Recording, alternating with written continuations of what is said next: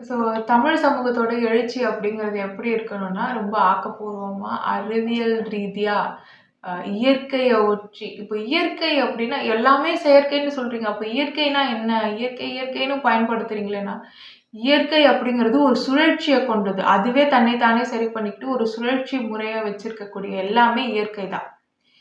So தன்னை தானே சரிப்படுத்திக்கும். அப்போ செயற்கைன்றது நம்ம செயற்கையா அதுக்கு ஒரு உந்துதலையோ, வெளியில இருந்து ஏதாவது ஒரு மாற்றத்தையோ நாம திருப்பி திருப்பி கொடுத்துக்கிட்டே இருக்க வேண்டியதா இருக்கும். ஸோ இவ்வளோதான்.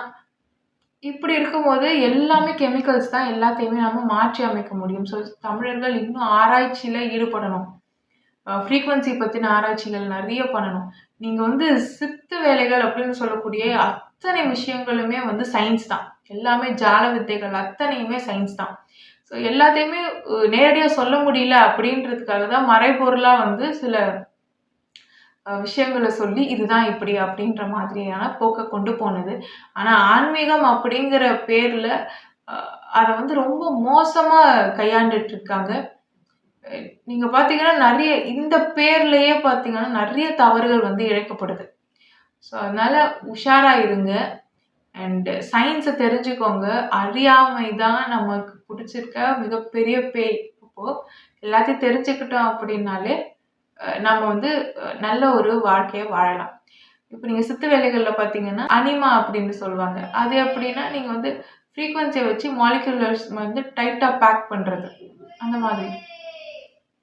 மகிமான எக்ஸ்பேண்ட் பண்றது. அதுவும் அதே மாதிரி தான். இப்போ கரிமா அப்படின்னா, உன்னோட எடைய வந்து அதிகரிக்கிறது. இதையுமே வந்து நம்மளால வந்து கிராவிட்டி, எலக்ட்ரோ மேக்னெட்டிக் ஃபீல்ட் இது 2த்தையுமே அட்ஜஸ்ட் பண்றது மூலியமா பண்ண முடியும். லஹிமான வெயிட்லெஸ்ஸா பண்றது.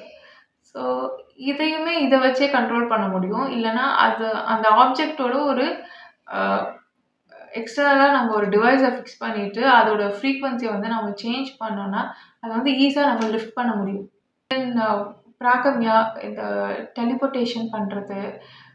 டெலிபோர்ட் பண்ண முடியுமா அப்படின்னா, ஒளி உடம்பா நம்ம மாறிட்டோம் அப்படின்னா, நம்மளால பண்ண முடியும். ஸோ அதுதான் சொன்னேன். அ இத எப்படி வந்து லைட் அப் பண்றது, நெக்ஸ்ட் லெவலுக்கு நம்ம பாடிய ஜெனடிக்கா எப்படி அப்டேட் பண்றது அப்படின்றதெல்லாம் முந்தைய வீடியோஸ்ல நான் சொல்லிட்டே வந்திருப்பேன்.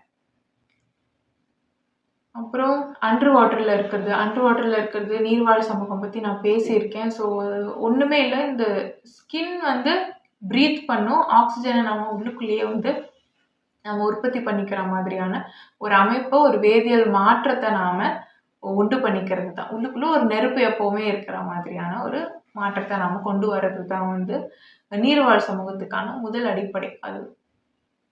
அப்புறம் லைஃப் ஸ்பேன வந்து இன்க்ரீஸ் பண்ணிக்கிறது. ஒரு உடல வந்து எப்பவுமே எலக்ட்ரோ மேக்னெட்டிக் ஃபீல்டோட நல்ல ஒரு கரண்ட் ஃப்ளோவோட நம்ம வச்சிருந்தோம் அப்படின்னா, அந்த உடல் வந்து எப்பவுமே கெட்டு போகாது. நல்லா இருக்கும்.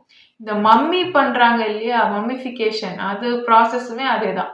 உடல வந்து நல்லா பதப்படுத்தி வச்சுருவாங்க. இவங்களோட மிகப்பெரிய நம்பிக்கை எல்லா காலகட்டத்திலயுமே என்னன்னா, எப்பவாவது அந்த எலக்ட்ரோ மேக்னெட்டிக் ஃபீல்டு வந்து அப்டேட் ஆகும். அப்டேட் ஆகும்போது அந்த மம்மிகளுக்கு எல்லாம் வந்து உயிர் கிடைக்கும் அப்படிங்கிறது தான். இந்த கான்செப்ட்டோ, இதுக்கான அறிவோ எல்லாமே வந்து எல்லா காலகட்டத்தில எல்லா சிவிலைசேஷன்ல இருந்து எவால்வ்டு பீப்பிள்க்குமே வந்து இருந்திருக்கு. பிராப்தி அப்படின்னு சொல்லுவாங்க. ஸோ பிராப்தின்னா என்ன? நாலேட்ஜ் கெயின் பண்றது. எப்படி ஒரு டவர்ல இருந்து செல்ஃபோனுக்கு சிக்னல் வருதோ, அதே மாரி நமக்கு வந்து இங்க இருக்கக்கூடிய அந்த ஃபுல் டேட்டாவுமே நம்ம டவர் நல்லா வேலை செஞ்சது அப்படின்னா, நாம வந்து அந்த டேட்டாவ வந்து ஆக்சஸ் பண்ணிக்கலாம். ஸோ இது படிச்சு தான் ஒரு விஷயத்த தெரிஞ்சுக்கணும். ஒரு விஷயத்த வந்து நாம வந்து அனுபவபூர்வமா தான் தெரிஞ்சுக்கணும் அப்படின்ற அவசியமே கிடையாது.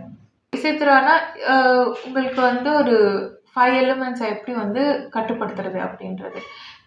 இந்திரியங்கள கட்டுப்படுத்தக்கூடிய ஒரு ஆற்றல். இதுதான் நான் முன்னாடியே சொல்லியிருந்தேன். தமிழர் மரபுல இது வந்து ரொம்ப முக்கியமா கருதப்பட்ட ஒரு அ மரபு குணம் இது.